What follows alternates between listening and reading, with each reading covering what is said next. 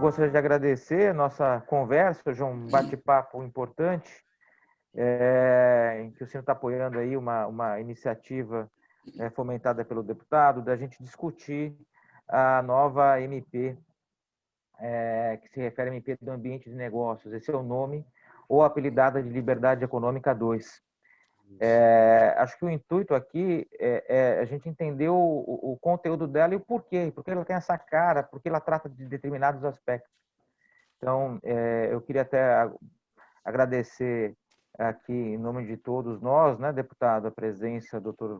Antônio Cabreira, nosso ex-ministro da Agricultura, professor Armando Rovai, que é nosso especialista aqui na legislação de liberdade econômica, né, o apoio que o Apolos e o Alan deram para a nossa organização e a nossa audiência. Então, deputado, a palavra está com o senhor, eu peço até para o senhor fazer aqui a condução desse nosso bate-papo, para que a gente possa fluir, contando um pouquinho aí, né, do que está, de seu papel na atual medida provisória, o senhor que foi relator da Declaração de Liberdade Econômica. Deputado, à vontade. Bem, Vladimir, primeiro, um bom dia a todos, né? Quero aqui agradecer a Mackenzie por entender possível fazermos esse diálogo da liberdade aqui, justamente porque temos, ministro Cabreira, uma longa tarefa pela frente, a partir do momento que o Brasil resolve avançar no tema da liberdade econômica, especialmente na melhoria do ambiente de negócios. Eu tive a oportunidade, e quero aqui dar um abração aqui ao Armando Rovai, que foi um grande parceiro na construção do relatório, assim como a Mackenzie, por óbvio, que por isso estamos aqui reunidos, saudar todos que nos acompanham nesse seminário. E a minha preocupação é que o Brasil teve, ministro Cabreira, a decisão de melhorar o ambiente de negócio no início desse governo, né? E a partir de lá, uma série de coisas aconteceram, muito negativas, infelizmente, né?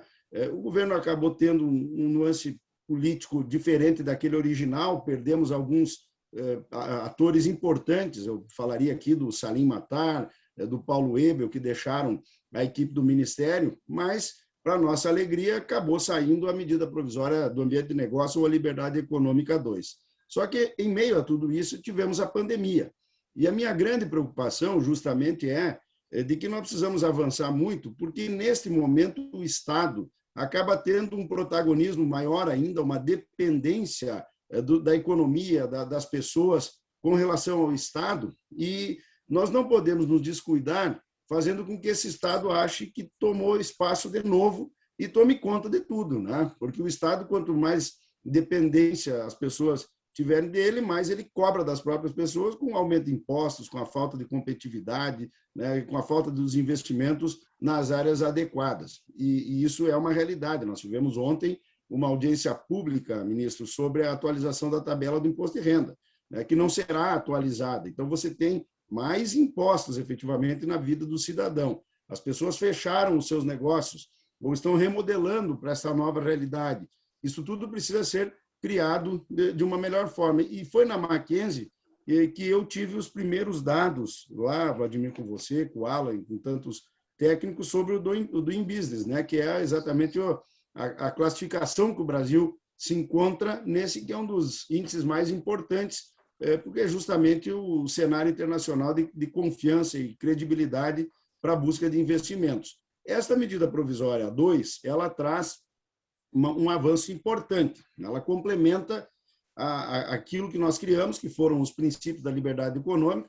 Eu estou muito feliz, ministro, porque agora que foi anunciado o novo modelo de crédito através do CRA, onde o BNDES entra para a recomposição de dívidas, eu ouvi do superintendente adjunto aqui do Banco do Brasil, que inclusive está fazendo um doutorado na área, que o tema da liberdade econômica foi fundamental, porque quando nós transformamos os contratos empresariais e quase que em lei, você tira aqueles riscos e cria, inclusive, um ambiente de crédito, né, novo a partir dos princípios. Portanto, avançarmos na liberdade econômica, no ambiente de negócio, é fundamental.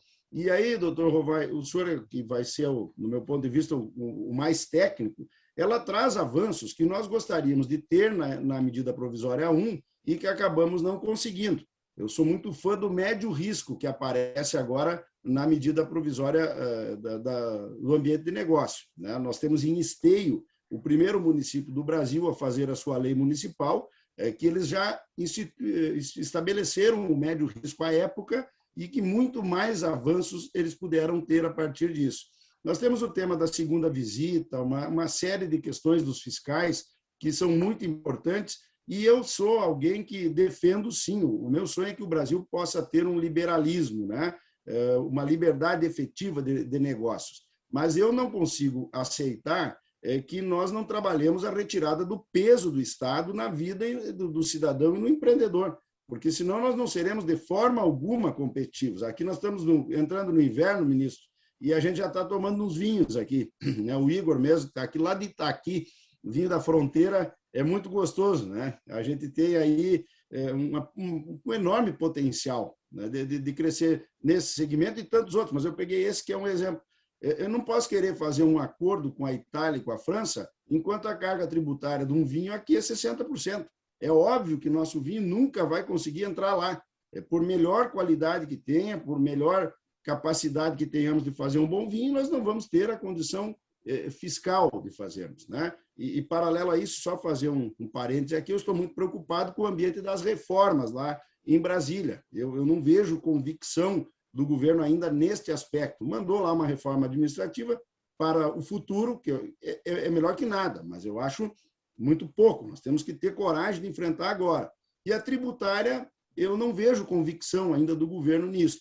Portanto, o que eu quero dizer assim é que não adianta avançarmos no ambiente de negócios se também não tivermos os ajustes fiscais, que são tão necessários para que o Brasil possa ser realmente um país competitivo. Então, nós temos agora, doutor Rovai, um enorme desafio, que esta medida provisória, que não tem ainda relator, a gente ouviu dizer que o deputado Bertaioli, que inclusive foi meu vice-presidente na Comissão da Liberdade Econômica, né, possa ser o relator por um acordo que o PSD tem lá com a presidência da Câmara.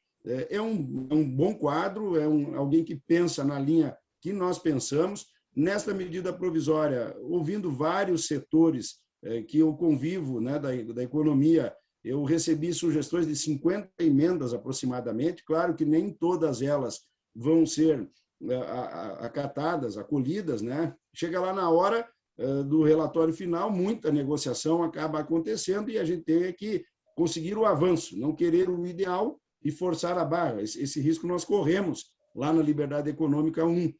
Chegou o momento do plenário que eu tinha que decidir. O Rodrigo Maia mandou limpar a medida provisória. E aí nós fomos negociando aquilo que foi possível, né? E graças a Deus conseguimos instituir essa lei, que foi um marco, no meu ponto de vista, com o apoio dos senhores que aqui estão, né, para avançarmos, né, nesse ambiente de negócio. Então, nesse sentido, Vladimir, nós temos inclusive uma necessidade enorme de estar ao lado, de ter ao nosso lado a Mackenzie, através do seu Centro de Liberdade Econômica, para que a gente possa, assim que tivermos acesso do posicionamento do governo, o novo relator, sabermos aquilo que podemos avançar e que precisamos avançar para melhorar o texto que já está na medida provisória. Essa é a minha fala introdutória. Eu gostaria de permitir aqui a condição de interagirmos também, né, mas cumprindo o nosso cronograma que foi estabelecido e comunicado a todos, é uma introdução na parte que me cabe, e mais uma vez, agradecer o trabalho da Mackenzie. O meu querido Antônio Cabreira, além de grande ministro, eu hoje considero um amigo, né, que representa aqui, junto com o Vladimir, essa instituição tão importante, né? Eu quero agradecer e cumprimentar pelo trabalho que vocês estão fazendo. Tanto entusiasmo aqui, doutor Armando, que eu acabei me matriculando para fazer um curso de formação de analista de comércio exterior, né? E eu achei interessante que agora de manhã eu recebi um WhatsApp de uma empresa que viu, que gostou do meu currículo, me oferecendo um estágio. Veja bem, agora de manhã aqui, eu digo, tá bom, né? Como eu não tenho tamanho para fazer uma pós-graduação na Mackenzie, eu vou fazer um curso de formação, né? Na verdade, eu não tenho tempo mesmo, eu vou tentar fazer esse curso, que é um curso de 6 meses, porque eu penso que na nossa vida parlamentar, mais do que nunca, essa relação de mercado, de comércio exterior, de dia a dia disto, da influência na economia, é uma realidade. Então, eu vou também buscar qualificar, porque eu vejo que é uma necessidade em cima dessa tese de abertura de mercados e tudo. Eu achei importante, e começo hoje, será a minha primeira aula, né? Então, vamos seguir estudando. O estágio eu já agradeci, não vai dar para aceitar agora, mas eu achei muito interessante, porque até o estágio já me ofereceram. Então, sejam todos bem-vindos, aqueles que nos acompanham, né? O meu querido Hélio, eu vejo o Hélio e o Igor aqui na lista, mas sei que tem muito mais, né? É um prazer enorme. E aí, Vladimir, eu peço que você, pela condição de técnica e de conhecimento, pilote aqui a nossa conversa. Um bom trabalho para todos nós. Perfeito. Obrigado, deputado. Eu agradeço as falas e essa contextualização de como que a MP da Liberdade Econômica 2 ela se encontra e como é que ela chegou ao debate.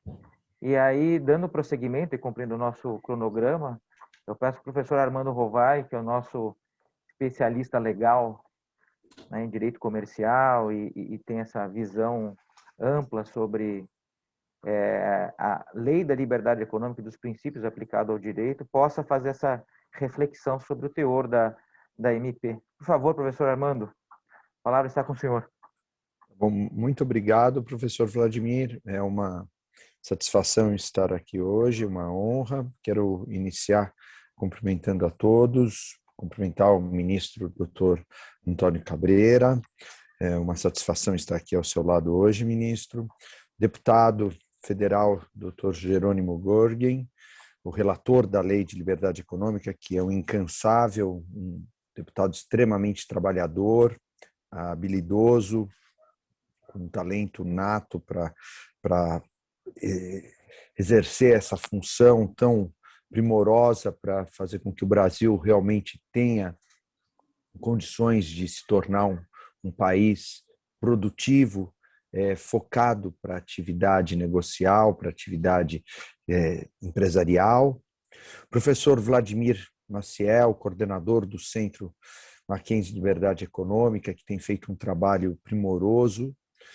Professor Alan, que tem também coordenado os trabalhos e tem sido extremamente generoso comigo nos convites, e o Apolos, o assessor do deputado, que também tem mantido uma interlocução em todo instante. Quero agradecer a todos a oportunidade de estar aqui e também me deixando participar sobre esses aspectos jurídicos da Lei de Liberdade Econômica, e de uma maneira bastante breve tentarei fazer um retrospecto de alguns pontos da Lei de Liberdade Econômica e depois sobre a medida provisória, o que a gente chama de Liberdade Econômica 2. Né? Então, a minha exposição, ela primeiramente trata de alguns assuntos principiológicos e dogmáticos da Lei 13.874, de 19, que iniciou como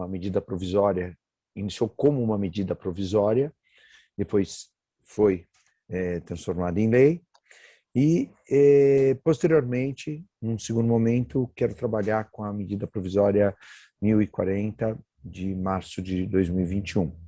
Então, a Lei 13.874, de setembro de 2019, que instituiu uma declaração de direitos da liberdade econômica, nada mais foi do que um reforço às garantias de livre mercado. Ela basicamente reforçou o artigo 170 da Constituição Federal, que já tinha como foco, a base, a livre iniciativa e a livre concorrência. Em linhas gerais e brevemente, ainda que estivesse consignada na Constituição Federal, a livre iniciativa tinha sido... Doutor Armando, só para registrar aqui com muito carinho, ministro Cabreira, a deputada Ângela Amin se encontra conosco aqui, quero fazer essa deferência e agradecer a presença. Uma satisfação. Outro dia eu estava assistindo uma live onde o senhor e ela estavam participando, deputado, muito boa inclusive a live. Uma sexta-feira, se não me engano, um outro deputado estava no avião participando também. É a deputada Alexis. A gente tem que se multiplicar em vários ambientes. Isso. Um bom dia a todos e sucesso. Muito obrigado. Basicamente, uma questão de reforço. Mas aí se pergunta, mas por que precisa ter um ordenamento jurídico para reforçar outro? Porque no Brasil, infelizmente, nós temos o mau hábito de uma lei pegar e a outra não pegar. Aqui, no caso, a questão da livre iniciativa, ela precisou ser reforçada. Nada obstante, no mundo inteiro, a livre iniciativa ser quase que naturalmente engajada na vida cotidiana da atividade produtiva, aqui no Brasil ela foi demonizada em alguns governos, mercê de problemas ideológicos. Então, para ser efetivamente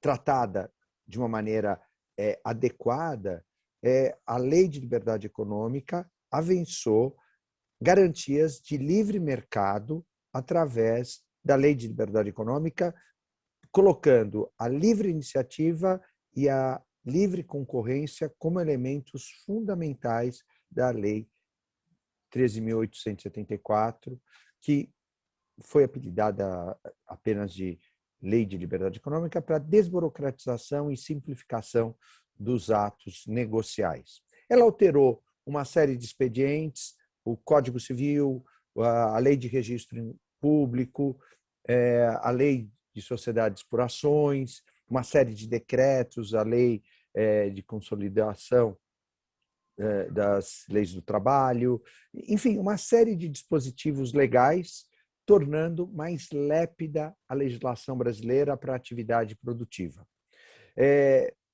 Basicamente, é uma norma geral de direito econômico para facilitar a liberdade, a boa-fé e o respeito aos contratos. Aqui, quando a gente fala de respeito aos contratos, eu acho fundamental eu trazer uma questão importante, que para mim é muito cara.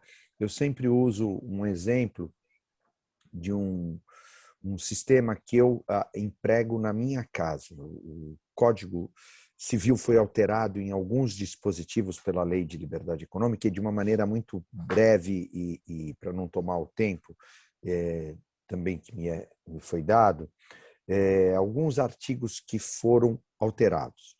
O artigo 49A do Código Civil, que trata da autonomia patrimonial da pessoa jurídica.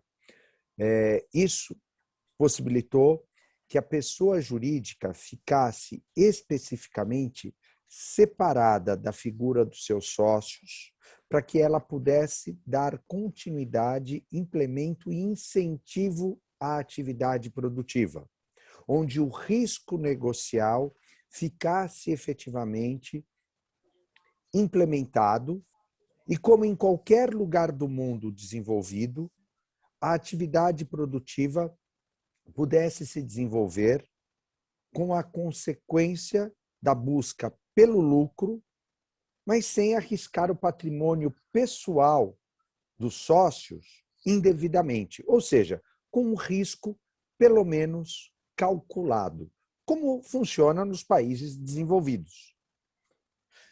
Via de consequência, em seguida, o conceito da desconsideração da personalidade jurídica foi tratado de uma maneira racional, porque da forma que era tratado anteriormente, era sem nenhuma lógica.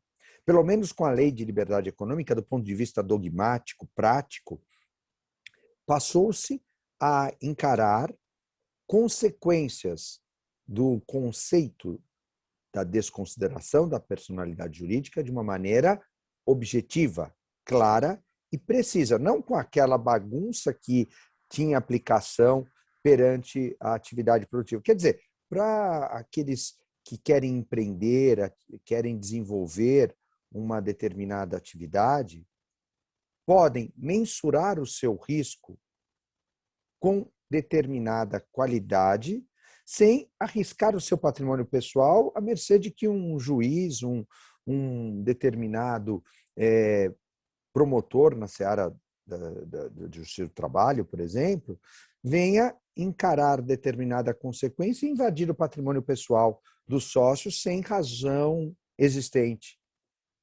Então, a desconsideração da personalidade jurídica como autonomia patrimonial da pessoa jurídica passou a ter uma lógica. E aí também tem um conceito liberal no sentido que o benefício será de todos.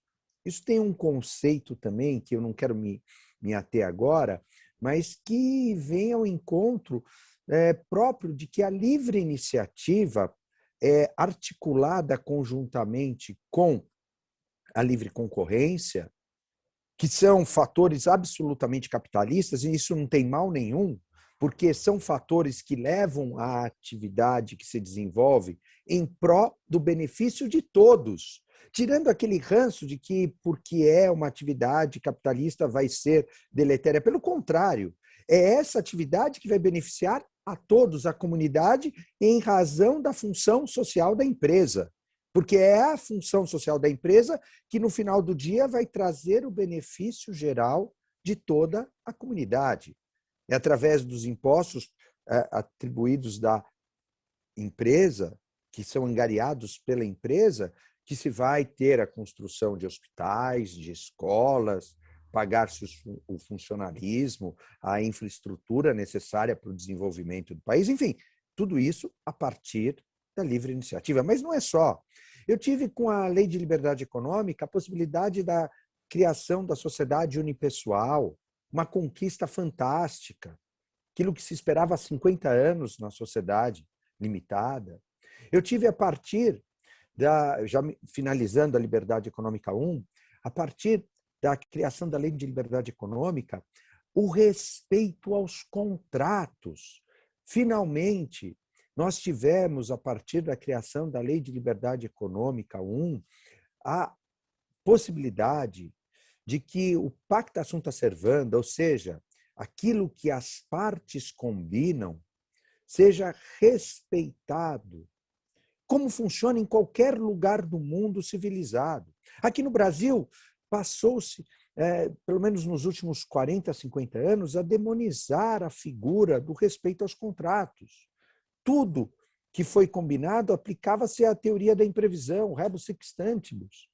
Ora, o Brasil perdeu a credibilidade no mundo exterior, porque se fazia um contrato aqui no Brasil, em razão de alguma mudança climática, alguma mudança comportamental, se solicitava ao Poder Judiciário a mudança daquilo que foi estabelecido e, portanto, o Poder Judiciário se alterava em razão da teoria da imprevisão. Agora não.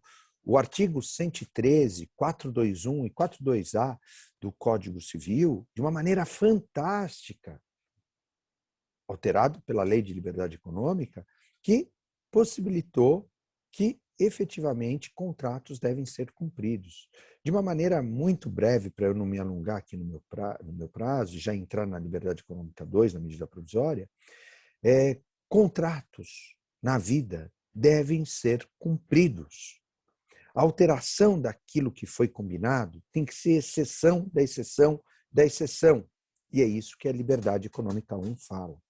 Agora, sobre a medida provisória 2, e professor Vladimir, me corte quando acabar meu tempo, eu tenho algumas ponderações. A primeira delas é que ela é benéfica, ela realmente evolui em uma série de fatores naquilo que toca à declaração dos direitos da liberdade econômica, porque ela, de certa maneira, ela regulamenta, principalmente quando ela estipula fatores do Redecim, até eu anotei aqui para deixar claro, ela sobre a facilitação da abertura de empresas, quando ela trata do Redecim, da Rede Nacional para a Simplificação do Registro e da Legalização de Empresas, a medida provisória trouxe, portanto, diretrizes para a estruturação de melhor funcionamento. Eu acho que ela foi muito bem, mas eu tenho um parênteses aqui, deputado, que eu gostaria que, pelo menos, servisse de uma reflexão. Tem um momento que nós estamos vivendo do mega vazamento de dados, onde os fraudadores têm adotado práticas absolutamente incríveis para prejuízo dos cidadãos brasileiros. E nós temos um dispositivo alterado, na verdade, consignado na medida provisória, que os atos, por exemplo, da Junta Comercial, que é um local que eu trabalhei muitos anos, fui presidente da Junta Comercial algumas vezes, que registra que o reconhecimento de firma é sempre absolutamente dispensado. Eu faria aqui um adendo, eu colocaria, aqui está consignado da seguinte maneira: os atos levados a arquivamento nas juntas comerciais são dispensados de reconhecimento de firma. Eu sugeriria da seguinte maneira a redação: os atos levados a arquivamento nas juntas comerciais são dispensados de reconhecimento de firma quando é possível. Porque, para evitar fraude, em alguns casos, eu acho que seria necessário que se reconhecesse a firma. Porque, enquanto nós estamos todos aqui conversando, deputado, muitas vezes podem estar criando empresas em nossos nomes e alterando quadros societários de empresas. Por exemplo, se tivéssemos fazendas, casas integralizadas no capital social de uma empresa e alterando o quadro societário e tirando esse patrimônio dos nossos nomes com uma canetada, porque as juntas comerciais elas são estruturadas com quadros técnicos muito fracos e também com facilidades de fraudes muito grandes. Então, nós não temos ainda meios suficientes para coibir fraudes. Então, talvez algum meio para coibir as fraudes, se não seja o reconhecimento de firma, algum meio para travar as fraudes, como nas juntas comerciais, como também nos cartórios, que registram os patrimônios das pessoas. Talvez alguma trava, se não for o reconhecimento de firma, mas eu tomaria algum cuidado nesse sentido. De resto, na facilitação e legalização da abertura de empresas, eu não tenho nenhum adendo a fazer, eu acho que foram muito bem, precisa tratar de um outro expediente, e eu incluiria também, deputado, se fosse o caso, um problema que nós temos na redação do Código Civil. O Código Civil, no artigo 1134, aí seria um adendo. Ele dispõe que toda empresa estrangeira, qualquer que seja o seu objeto, só pode participar de empresas brasileiras na forma de acionista. Mas não é o que ocorre na prática.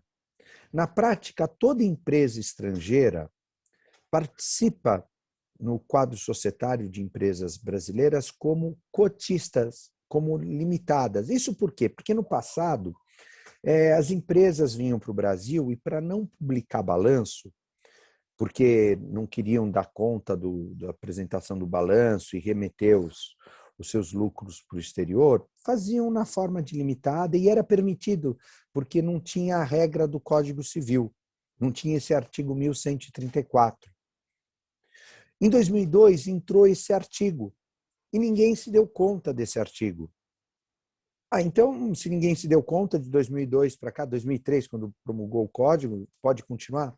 O problema é esse, é que no próprio Código Civil tem uma partícula, o artigo 1080, que diz que quando a sociedade limitada estiver, de alguma forma, contrariando o código ou o contrato, ela fica ilimitada. Então, o problema é, se essa sociedade limitada, que contraria uma regra do código, ela torna a responsabilidade dos sócios ilimitada, isso faz com que os sócios de uma sociedade limitada, onde tem a participação de sócios estrangeiros num tipo societário irregular, se ela ficar inadimplente, os sócios responderão com o próprio patrimônio. E isso, eu já escrevi sobre isso em 2007, 2006, ainda na Gazeta Mercantil. E os grandes escritórios, principalmente de advocacia, ficaram um pouco bravos, porque todo o acervo de sociedades inscritas no Brasil é do tipo limitada com sociedades estrangeiras. Isso porque a lei anterior era assim. E ficou dessa maneira porque as sociedades anônimas têm uma complexidade maior. E esse artigo remanesceu do projeto da década de 60 no Código Antigo e não perceberam quando promulgaram o Código Novo. Isso talvez pudesse ser incluído nessa medida provisória quando viesse a ser transformada em lei para regularizar, já que vem no bojo dessas transformações. Uma sugestão. No mais, professor Vladimir, se eu estiver acabando meu prazo, o senhor me diga, tá? Não, estava escrevendo uma mensagem, inclusive, para você, só avisando que o tempo a gente bateu já no limite. Tá. Faça o encerramento, por favor. Tá. Só para terminar, a proteção dos acionistas minoritários, eu achei excelente aquilo que está disposto na medida provisória. A facilitação do comércio exterior, eu achei os dispositivos muito bons. Eu só não compreendi muito bem, apesar da excelência da redação, eu não entendi muito bem a compreensão das matérias efetivamente no mesmo dispositivo legal. Mas, enfim, o material inserido foi de altíssima qualidade para o desenvolvimento da atividade produtiva como um todo. Desculpem pelo meu alongamento, eu teria mais elementos a tratar aqui. De toda maneira, eu parabenizo pela atividade, pelo empenho. Tudo isso vai fazer com que o Brasil melhore. Eu sou um apaixonado pela livre iniciativa, livre concorrência. A livre concorrência produz melhores produtos e menores preços. A livre concorrência é atrelada à livre iniciativa. Só com a livre iniciativa teremos um país melhor. A livre iniciativa produz o benefício geral de todos. Muito obrigado. Desculpem se eu me alonguei. Então, Rovai, obrigado pela sua fala, pela reflexão.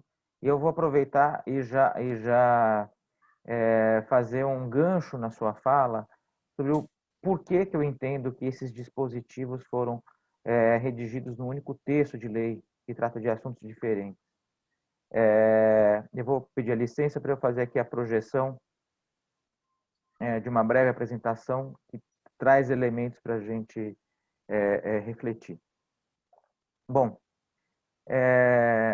seguindo a nossa fala, né, qual é a preocupação de tratar de ambiente de negócios no Brasil, de discutirmos e, como disse o professor Armando, sermos obrigados, inclusive, a ter uma legislação que reforça uma legislação existente, né, o que está previsto em Constituição, a atividade privada.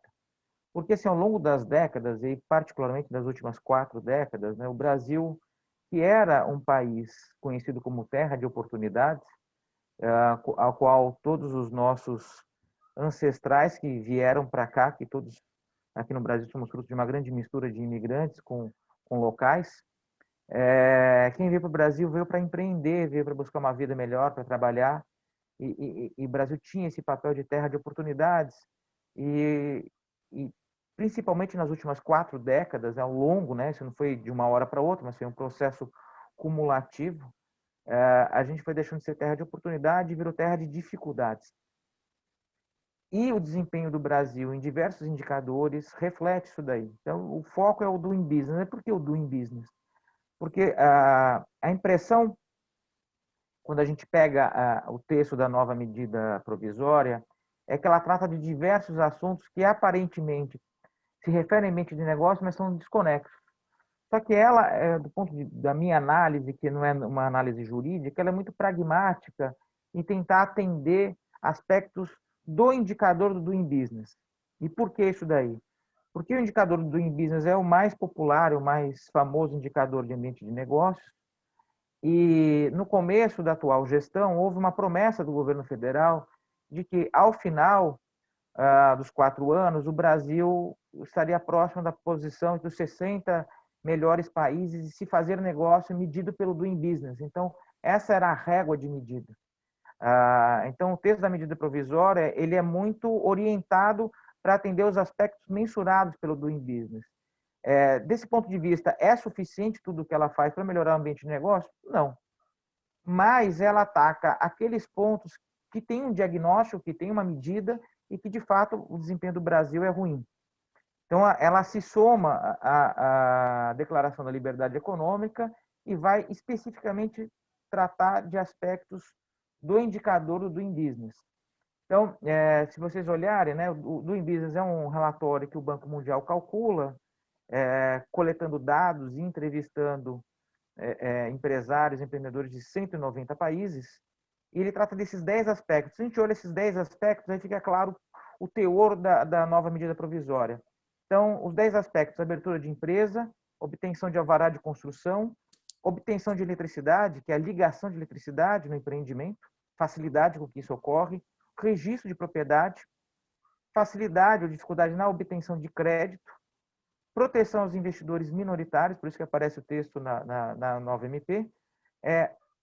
Um ponto que é super importante, que não está tratado aqui de forma tão explícita, porque depende de questões que a gente está discutindo no debate da reforma tributária, a facilidade com a qual a gente paga imposto. Aqui não é carga tributária, é a burocracia para pagar o imposto. E o Brasil é péssimo nisso. Comércio internacional, ou facilidade de você conseguir exportar e importar.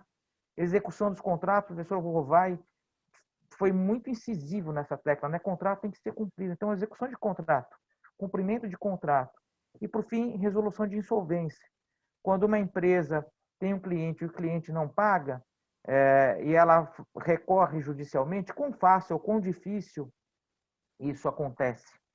Tá? Esse é o foco, então, do Doing Business, e é por isso que a MP tem esse teor, né? Ela claramente está trabalhando em cima desses aspectos.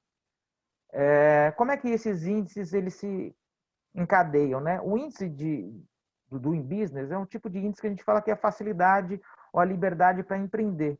E ele alimenta, através dos seus indicadores, outros índices que também tratam de ambiente de negócios, mas entende não só negócios no sentido de empreendimento, mas o ambiente para transacionar e trabalhar, que são os índices de liberdade econômica, tanto do Instituto Fraser, do Canadá, como da Heritage Foundation, nos Estados Unidos. O nosso Centro de Liberdade Econômica do Mackenzie é um membro associado do Instituto Fraser. A gente faz parte dessa rede, né, que ajuda a construir esse índice de liberdade econômica mundial. O que o Doing Business está tratando, portanto? Ele trata de regulação sobre negócios, acesso a crédito, comércio internacional e segurança jurídica, assim, no âmbito geral. É isso que ele está tentando captar. E os dois outros índices, além desses aspectos, que são aspectos que eu chamaria de regulação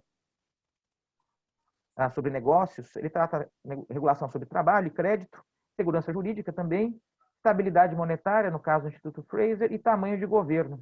Isso é muito importante. Então, são índices correlatos, não são iguais, mas ando para esse peso que o Estado tem sobre a atividade econômica. O do índice é mais focado no ato de empreender. Os dois índices de liberdade econômica, eles ampliam um pouco mais para o ato de consumir e trabalhar, mas é o mesmo espírito. E o Brasil, em qualquer um deles, isso que é muito importante, tem uma posição muito ruim. Mesmo com a queda de PIB que o Brasil teve, se pegar a posição que o Brasil tem hoje como PIB no mundo e a posição em que a gente se encontra nesses indicadores, é uma posição muito ruim. É muito desproporcional ao tamanho da economia. Então, no Doing Business, a nossa posição é 124, no Índice de Liberdade Econômica do Fraser, 105 e da Heritage Foundation, 143. Ou seja, a gente está na lanterna do mundo.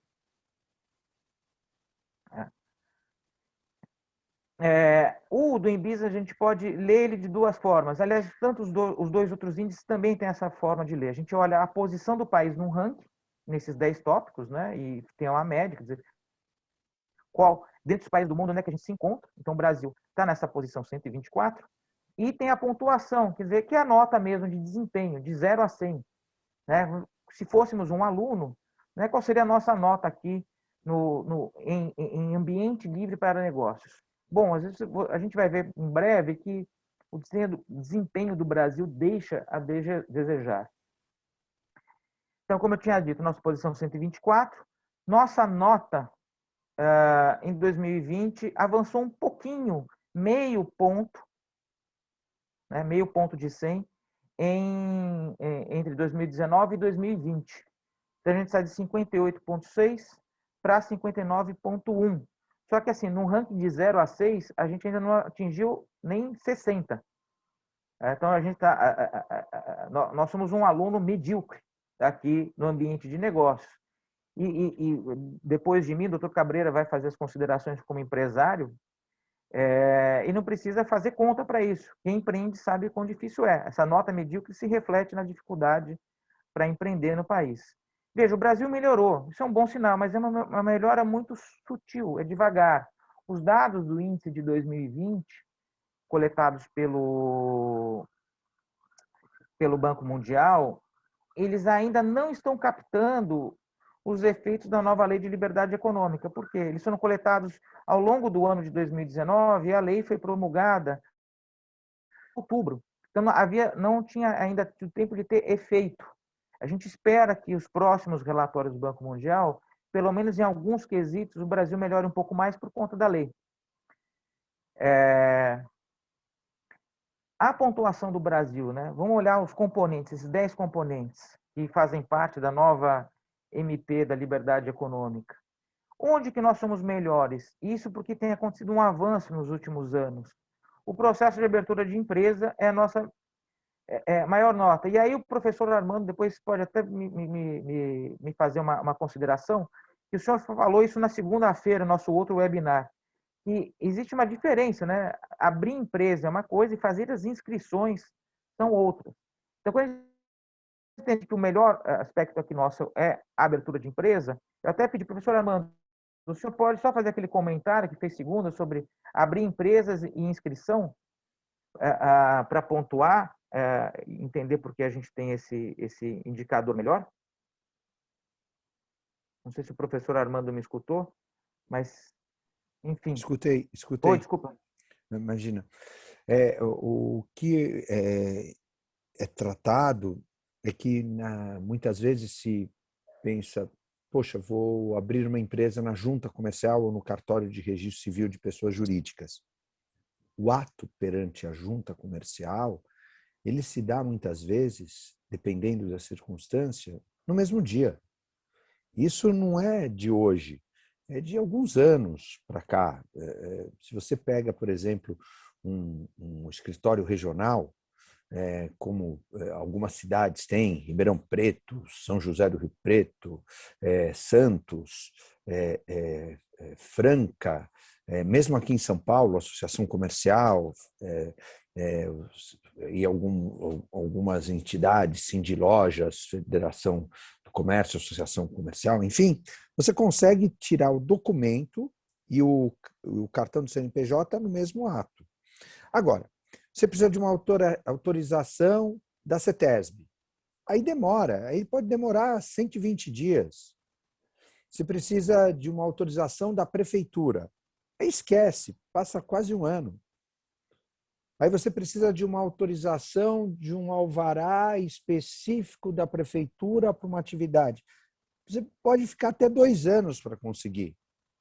São alvarás, autorizações específicas que os órgãos municipais, estaduais ou até federais acabam criando dificuldades. Fora isso, um elemento essencial que a Lei de Liberdade Econômica 1 trouxe é a configuração cultural do Estado, seja qualquer figuração do Estado, com o cidadão. É uma oposição, é uma briga. O cidadão, por mais legítimo e puro, e por mais que ele esteja de boa fé, o serventuário do poder representado representante do poder público. E veja, quando eu falo isso, o funcionário público, individualmente, ele é excelente, ele é maravilhoso, são pessoas de bem, são pessoas corretas, na sua 99% deles, pessoas probas, pessoas idôneas, mas a cultura do funcionalismo em relação ao cidadão são pessoas que estão em lados opostos, onde há uma visão de adversários. E é isso que a Lei de Liberdade Econômica coloca como a necessidade de serem alinhados. Não há mais necessidade de colocarem um contra o outro. O funcionário público, as repartições têm de ver o cidadão como parceiros que estão no mesmo nível e que os funcionários públicos têm que atender os cidadãos para resolver os problemas dos cidadãos, não para criarem empecilhos, não para criarem dificuldades. Na verdade, o grande elemento chama-se cidadania, que nos últimos anos tem sido deixado de lado. O elemento cidadania tem que voltar a fazer parte do empenho do poder público para desenvolver o melhor sentido para implemento da atividade produtiva, no final das contas. Então, a junta comercial, a abertura de empresa é fácil. Agora, as consequências para o desenvolvimento da atividade produtiva pode demorar até anos. Perfeito, professor Armando, mais preciso, acho que impossível. Aí a gente entende o porquê essa disparidade de desempenho do Brasil. Então, a gente tem a nota 81.13 de abertura, quando chega no alvará para fazer qualquer modificação no imóvel, construir, né, nossa nota cai para 51.9. Acesso à eletricidade, quer pedir para a operadora de eletricidade fazer a ligação, entrar com documento, fazer a ligação e o tempo disso. 72.8. É a nossa segunda melhor nota, mas poderíamos ser melhor? Poderíamos, né? Porque é um serviço básico. Registro de propriedade. Aí começa, né, professor Armando, pegando o gancho. Nossa nota cai para 54.1. Burocracias para obtenção de crédito, ou na verdade facilidades, né? Nossa nota é 50, ou seja, de 0 a 100 está no meio do caminho.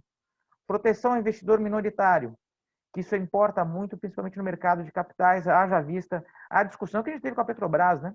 Mudança de gestão, mudança de política de preço e o minoritário nessa história. E quantos acionistas que tem aí espalhados pelo Brasil? Nota 62. Nossa pior nota, a burocracia para pagar os impostos, a facilidade para pagar imposto. Na verdade, no Brasil é uma dificuldade. Nossa nota é 34.4. Imagina que de 0 a 100 está lá em 34. É muito ruim. E na prática a gente sabe que é, porque se gasta aí mais de 1.000 horas ano para cumprir a obrigação. É aqui que está o Brasil, um dos piores do mundo nesse quesito. Comércio internacional, liberdade para realizar as transações de comércio exterior, 69.9. Poderíamos ser melhor, não é pior, mas poderíamos ser melhor. Execução de contratos, 64.1. Resolução da insolvência, né? É o cliente não pagar a empresa recorrer judicialmente. Qual é a nossa nota? É 50.4. Então, assim, o que a gente está muito ruim?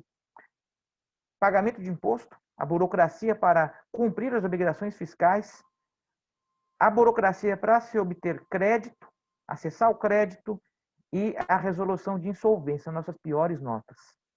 E, em seguida, né, obtenção dos alvarás para poder construir no imóvel onde haverá um negócio, fazer reforma, construção, etc. Bom, deputado, doutor Antônio, eu encerro aqui a minha apresentação, tentando contextualizar, então, o Brasil e o ambiente de negócio do Doing Business e fazer essa ponte com a legislação. Por que a legislação está tratando desses aspectos? E eu já gostaria, sem mais delongas, passar a palavra para o doutor Antônio Cabreira, nosso ex-ministro da Agricultura, que é um dos grandes empresários brasileiros que sabe na pele o que significa dificuldade para empreender. Doutor Antônio, por favor. Bom dia, professor Vladimir, muito obrigado. Professor Armando também, todo o pessoal lá do Centro Mackenzie. E de uma maneira muito especial, quero saudar o deputado Jerônimo Gordon. Quiçá a gente tivesse, deputado, outros parlamentares com a sua conduta hoje no Congresso Nacional. Eu não tenho dúvida nenhuma de que o Brasil estaria num outro patamar. Digo isso não só como empresário, mas como cidadão de uma maneira geral. Eu queria aproveitar, deputado, para a gente não alongar aqui o nosso tempo, eu queria passar rapidamente aqui algumas informações. Eu acho que vocês estão vendo a tela aí, né, professor Vladimir? Está ok, Perfeito. né? E principalmente no termo do agronegócio, que é o nosso carro-chefe. Eu não vou tratar de índices, isso aí é uma coisa importante. Vocês já viram, o professor Vladimir já colocou. Deputado, o senhor não tem ideia da importância do seu trabalho, da deputada Ângela e outros lá no Congresso, para que a gente possa melhorar isso. É incrível o lugar onde nós chegamos e a jornada que a gente tem que fazer. Mas eu queria comentar um pouco da importância que a gente precisaria ter para tentar traduzir isso, que é meio estéril, que as pessoas olham para isso e falam assim, mas o que isso tem a ver com o meu pãozinho na padaria, com o meu trabalho? A gente precisa ter uma estratégia de comunicação para mostrar da importância, porque, veja, nós estamos aqui discutindo a liberdade econômica 2, né? Que luta, graças a Deus a gente tem parlamentares como vocês, mas olha só, enquanto a gente está fazendo uma lei, deputado, não sei se você viu, esse é o último dado que a gente tem aqui de 2018, o Mackenzie está tentando atualizar isso. Em 2018, praticamente 70 projetos do que foram apresentados no Congresso Nacional, eles, em alguma maneira, restringiam a liberdade econômica. Então, a gente precisa de um pouco de esclarecimento junto aos parlamentares para que isso pare e a gente possa filtrar, porque às vezes você tenta melhorar 1 centímetro e o Congresso avança 1 metro, restringindo com novas regulamentações, decretos, portarias e assim por diante. Então, é isso que a gente queria comentar. E é uma luta insana, né? Se eu fosse traduzir hoje o que é o caminho do empreendedor no Brasil, eu colocaria isso aqui. É incrível a quantidade, um país, o professor Vladimir até colocou, né? Você viu, o avô veio da Espanha para trabalhar aqui na terra das oportunidades, hoje isso aqui é a terra do inferno, é incrível essa burocracia. A primeira medida provisória, né, que hoje se transformou na Lei 3.874, já é um avanço incrível, algo muito importante, mas a gente tem que ficar atento para derrubar cada uma dessas burocracias. E sabe por quê? O deputado também colocou, deputado, essa questão. A gente tem que mostrar para a população o caminho que a gente está tomando. Pós-pandemia, a gente tem que reconhecer que o governo ganhou musculatura, isso de nível global, não apenas aqui, mas principalmente com essa elevação da dívida pública que a gente está tendo. Isso me preocupa muito, na realidade, isso aqui, a gente está falando aqui no Centro Mackenzie, numa universidade, isso envolve muitos jovens, isso aqui, na realidade, é um débito intergeracional, estou deixando um débito para gerações futuras, para os meus filhos, para os meus netos, a gente fala muito, vou deixar um país melhor para os meus filhos. Que país melhor que nós estamos deixando para os nossos filhos com esse tipo de cenário, com a dívida pública quase de 100% em relação ao PIB? Então, nós temos que entender que para sair dessa pandemia, para retomarmos o desenvolvimento, não vai ser via Estado. É o setor privado, é o livre mercado que vai colocar o Brasil de volta para frente. E é isso que a gente precisa traduzir. Olha que coisa interessante, em termos de IDH. Quando eu falo que eu quero defender a liberdade econômica, não é porque eu estou preocupado com os empresários, eu estou preocupado com os pobres. Olha que coisa interessante, isso aqui é um mapa da divisa do México e dos Estados Unidos. Olha que coisa interessante. Se você pegar para baixo, a cidade de Mexicali, que tem o IDH mais alto, ela ainda é mais baixo com o IDH da cidade mais baixa dos Estados Unidos. Então, veja, é só uma divisa, a mesma região, mesma terra. Eu, como agricultor, por exemplo, não poderia ter essas diferenças tão gritantes, mas o que é isso? É ambiente de negócio. Você vê do lado mexicano e você vê do lado americano. Então, a gente precisa traduzir isso para que a gente possa levar para frente. E o que me preocupa aqui, deputado, com essas coisas, a gente às vezes não tem noções da economia. Tem aquela velha história, né, que ideias econômicas têm consequências, mas ideias econômicas têm vítimas. E a gente sabe que esse lockdown, essa coisa toda, vai gerar uma carestia, vai gerar encarecimento dos produtos, e a gente tem que tomar cuidado para não cair nisso que a gente caiu lá. Olha, isso aqui é de 1991, quando a carne ela era tabelada. Vários produtos eram tabelados. A gente viu aí o que a Argentina fez. Olha que coisa interessante isso aqui. É uma coisa muito antiga, mas eu queria colocar para vocês. Que era tabelado desde 1945 fica liberado a partir de amanhã. O anúncio foi feito em São Paulo pelo ministro da Agricultura, Antônio Cabreira. Ele disse que se o governo não tomasse a medida, o leite ia acabar desaparecendo do mercado. Isso é uma coisa interessante que a gente acabou esquecendo, que é esse tabelamento. E agora todo mundo fala, mas a comida está subindo, o supermercado está ficando caro. O resultado depois de um lockdown é que as coisas vão subir. A gente não pode cair nesse canto da sereia que a Argentina está fazendo, proibindo exportações. A gente tem que ficar muito atento para que isso não aconteça. E as coisas absurdas. Olha, por exemplo, o sujeito que quer criar uma empresa, olha isso aí, por exemplo, o nome do sócio deve ser em letra maiúscula. Só por causa desse preenchimento, desse pequeno detalhe, essa empresa aqui foi indeferida de ser criada. E o resultado é essa informalidade. Isso aqui é uma foto recente agora, por exemplo, aqui de São Paulo. Enquanto a gente não atentar para isso, o que acontece? Essa dificuldade de empreender, ela acaba favorecendo os grandes, os médios e grandes empresários, porque eles têm capital, eles têm condições financeiras de suportar essa burocracia. Agora, esses pequenos, esses microempresários acabam caindo o quê? Na informalidade, e é claro que isso acaba prejudicando aquele que está atrás da calçada, que paga os seus impostos corretamente. Então, a necessidade da gente avançar nessa nova análise agora, ela é extremamente importante. E o que a gente tem que ficar atento, deputado, a gente também tem que ter essa visão dessa extrapolação do que está acontecendo, desse ativismo, principalmente no judiciário, né? A gente tem percebido aí que é incrível as determinações. Eu estava vendo, por exemplo, na semana passada, uma análise da Bolsa de Chicago, e é uma coisa incrível lá na Bolsa de Chicago, que saiu um relatório do poder que o Ministério Público aqui no Brasil tem hoje para influenciar o preço de uma commodity. Também as medidas que eles tomam, extrapoladas, loucas, eles mudam o cenário, né? Aquela velha história, nem o passado é seguro no Brasil, isso acaba aferindo até os preços no mercado internacional. E eu estou dizendo tudo isso porque pouca coisa que a gente fizer vai refletir muito. Isso é um dado interessante que eu gosto sempre de mostrar. Esses aqui são os países, deputado, que têm mais de 5 milhões de quilômetros quadrados. São esses países aí que estão na bandeira. Agora, aqui são as grandes economias do mundo. As economias que pelo menos têm um PIB de superior a $1 trilhão.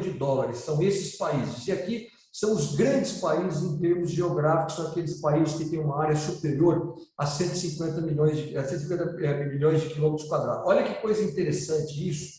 Qual o país que está nesse ponto agora que eu posso dizer, nessas três circunferências? Grandes economias, acima de 1 trilhão, grandes áreas, acima de 5 milhões de quilômetros quadrados, e uma população acima de 150 milhões de habitantes. Apenas 3 países. 2 a gente ouve falar muito, que é os Estados Unidos e que é a China. Mas tem um terceiro aí nesse gráfico, que é o nosso, que é o meu e o seu Brasil. Então, o futuro que o Brasil tem é muito grande. Desses 3, o que tem água e sol à vontade é o Brasil. Então, o nosso futuro é muito grande. E, nesse ponto, a liberdade econômica, essas análises que vocês fazem, melhorar o ambiente de negócio, vai se traduzir em algo incrível. E o que eu queria colocar, deputado, é assim, veja, nós somos hoje o maior produtor de suco de laranja do mundo. Maior produtor e maior exportador. Nós somos o maior produtor de café. Nós somos o maior produtor de açúcar.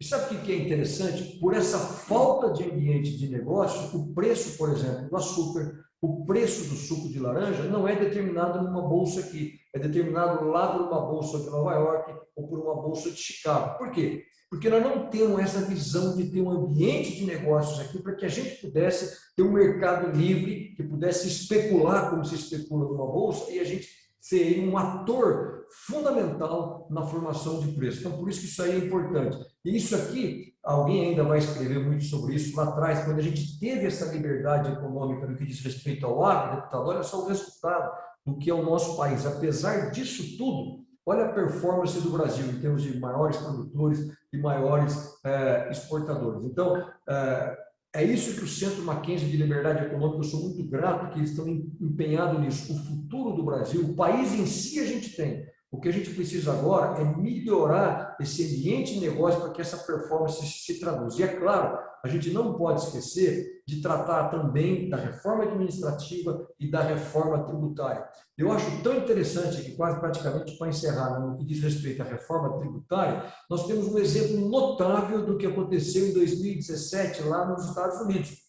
Porque não adianta ficar fazendo utopias, querer comparar os Estados Unidos com a Escandinávia, o Brasil com esses países. Vamos comparar o Brasil com aquilo que seja comparável. Olha que é interessante, em 2017, isso aqui é o número de expatriados que a gente teve por ano nos Estados Unidos. Depois da reforma tributária em 2017, olha como que o expatriado, essas pessoas que estão aqui, são os inovadores, são os empreendedores, que eles procuram o quê? Os melhores ambientes de negócio. A redução de impostos lá manteve uma coisa incrível.